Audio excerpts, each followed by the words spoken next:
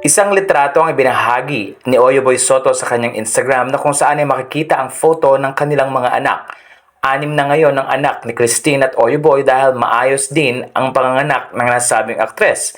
Ayon kay Oyoboy, isang magandang testimonya ng God's faithfulness ang nangyari sa kanila. Narito ang kanyang sinabi.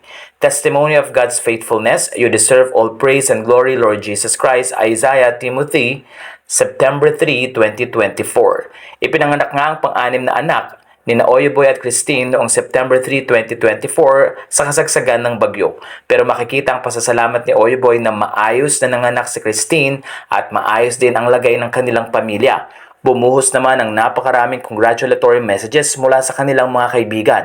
Ilan sa nagbigay ng congratulatory message ay sina Nadine Samonte, Ryan Agoncillo, Danica Pingris, Say Alonso, Pauline Lunes Soto, MJ Lastimosa, pati na rin si Chamito at iba pang mga netizen na very close nga sa mag-asawa at sa kanilang pamilya.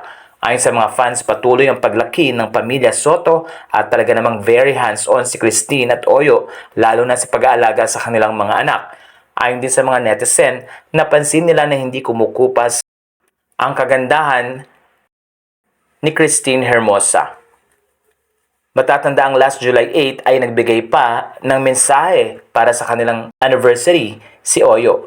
Ayon sa kanya, 13 years ago, I married the woman I dearly love. She's been my partner in everything, my inspiration, and one of the biggest blessings in my life.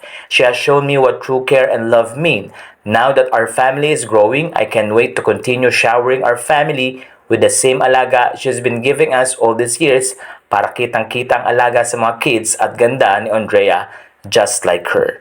Sa puntong ito ay makikita ang ilan sa mga photos nga na ibinahagi ni Oyo noong July 8, 2024. Sa loob ng kanilang 13 years na pagsasama ay nagkaroon nga ng magaganda at maayos na supling sina Oyoboy at Christine Hermosa.